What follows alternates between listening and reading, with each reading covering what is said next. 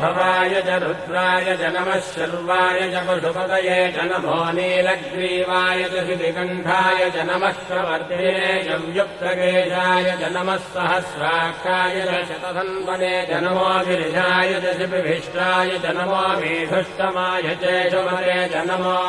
ह्रस्वाय च वामनाय च नमो बृहते च वर्षीयसे च नमो वृद्धाय च संवृद्धने च नमो अग्र्याय च प्रथमाय च नम आशवे च जिराय च नमः शीघ्रियाय च शीघ्राय च नम ऊन्याय च वस्त्रन्याय च नमः स्रोतस्याय च द्वीत्याय च नमो ज्येष्ठाय च कनिष्ठाय च नमः पूर्वजाय च परजाय च नमो मध्यमाय च वकल्भाय च नमो जघन्याय च बुद्धियाय च नमः श्रोभ्याय च प्रतिशल्याय च नमो याम्याय च क्षेम्याय च नमो उर्भज्याय च